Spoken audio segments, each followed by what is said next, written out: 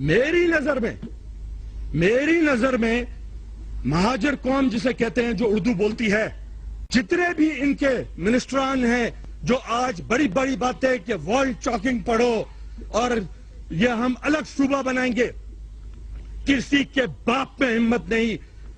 یہ صوبہ اس وقت تھا جب تم لوگ بھوکے ننگے آئے تھے اور اس صوبے والوں نے تم کو پناہ دی تھی. ہم سب کی لاشوں پہ گزر کے آپ صوبے کی بات کرو گے. ایک بیان آیا جناب مرزا صاحب کا جس میں انہوں نے مطلب ایک ہی حملے میں انہوں نے سارے پاکستان موومنٹ کے قائدین سے لے کے اردو بولنے والے مطلب ہر طرح کے لوگ تھے، سب کو لپیٹ دیا انہوں نے، بالکل معاف نہیں کیا. اس کو معاف نہیں کیا گیا، اس کا ریئیکشن بڑا شدید آیا. نہیں، وہ تو آبویسلی آنا چاہیے تھا. آپ اندازہ لگائیں جو اپنے پرکھوں کی قبریں چھوڑ کے، گھر بار چھوڑ کے، خاندان چھوڑ کے، اپنا کلچر چھوڑ کے، اپنے شہر چھوڑ کے تباہ و برباد ہو کے لٹے پٹے اس ملک میں آئے. 63 سال بعد اگر کوئی بندہ اٹھ کے کہتا ہے کہ یہ بھوکے ننگے آئے تھے تو اسے تھوڑی حیا، تھوڑی شرم کرنی چاہیے تھی. پاکستان بنا ہے تو اس ملک کو سنبھالنے والے بھی وہی لوگ تھے، چونکہ لٹریسی ریٹ ان میں ہائیسٹ تھا. پھر اگر آپ غور کریں تو بنیادی طور پہ کوئی بھی کہیں کا بھی رہنے والا نہیں ہے. انسانی تاریخ جہاں اور بہت سی چیزیں بتاتی ہے، وہاں یہ بھی بتاتی ہے کہ انسان کی اپنی تاریخ ہجرتوں کی تاریخ ہے. خود مرزا کون ہے؟ از ہی اے نیٹو؟ یہ تو بنیادی طور پہ دھرتی تھی دلتوں، ملچھوں، شودروں، برہمنوں، کھتریوں کی. یہ مرزا صاحب کہاں سے آ گئے یہاں؟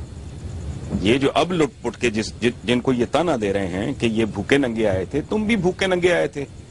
تمہارے پرکھوں کو شیبانی خان نے جوتے مارے، بھاگتے پھرے ماوراؤ نہر میں، کابل آ کے تمہیں آسرا ملا. اس کے بعد ابراہیم لودھی کے رشتہ داروں نے ظہیر الدین بابر صاحب کو انویٹیشن بھیجا. خیال ان کا کیا تھا کہ ابراہیم لودھی سے جان چھوٹ جائے گی، یہ لوٹ مار کر کے بابر واپس چلا جائے گا اور ہم یہاں موج کریں گے. بابر صاحب یہاں فٹ ہو گئے. اب یہ مرزا ہیں، سوائے اس کے کہ پیریڈ کا فرق ہے. یہ جو لٹ پٹ کے جن کو یہ بھوکے ننگے ہونے کا تانا دے رہے ہیں، یہ 63 سال کا اور 300-400 سال کا فرق ہے، اس سے زیادہ تو کچھ بھی نہیں ہے. یہ اتنی زیادہ ایک پریشان کر دینے والی اتنی حقارت تو آدمی دشمن کے بارے میں، غیر کے بارے میں اگر اس کے اندر تھوڑا سا انسان وہ بالکل حیوان نہ ہو جائے، اگر بالکل اب نارمل نہ ہو، تو یہ تو انسانی تکریم کے خلاف ہے کہ آپ کن لوگوں کو کیسا تانا دے رہے ہیں جن کی وجہ سے آپ آزاد ہوئے. ورنہ یہی چارلس نیپیئر تھا نا، چند سپاہیوں کے ساتھ انہوں نے سارے کسبل نکال دیے. بڑی تلخ تاریخ ہے، مجھے اس طرف نہ لے کے جائیں جہاں ایک اور اریٹیٹ کرنے والی کو بات یہاں کنٹروورسی شروع ہو جائے. خود کون ہے یہ؟ ان کی اپنی تاریخ کیا ہے؟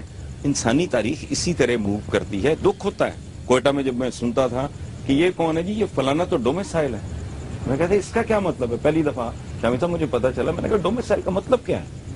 کہ جی ویسے تو 3 نسلیں ہو گئی ہیں لیکن چونکہ یہ یہاں کے رہنے والے نہیں ہیں. میں نے کہا بھائی تم آسمانوں سے ٹپکے ہو، اسی طرح ہجرتیں کرتے. ایگزیکٹلی یہ جمالیز کو آفر کیا عراقیوں نے کہ آپ ہمارا ٹرائب ہو، ہمارے ٹرائب کا ایک کا حصہ تو واپس آ جاؤ.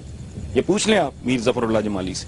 سو this is how human history has always moved and it will keep moving. لیکن اس عہد میں سیولائزڈ دنیا، سیٹلائٹ کا عہد ہے، ڈیجیٹل اور فلانا ڈمکانا، حیا کرنی چاہیے. ہم تو آج بھی اتنے بڑے شہروں میں رہتے ہوئے بھی بالکل قبائلی لوگوں کی طرح، ٹرائبل لوگوں کی طرح بہیو کر رہے ہیں.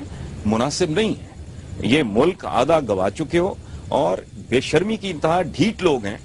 بیٹھ کے آج بھی کہتے ہیں پاکستان ابد تک رہنے کے لیے بنا ہے. او بھائی اس کو تو ٹوٹے ہوئے اشرے بیت گئے ہیں، ابھی عقل کر لو.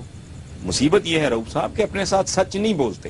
اگر میری نسل سچ نہیں بولے گی تو مجھ سے اگلی نسل بھی وہی غلطیاں کرے گی جو میں نے کی.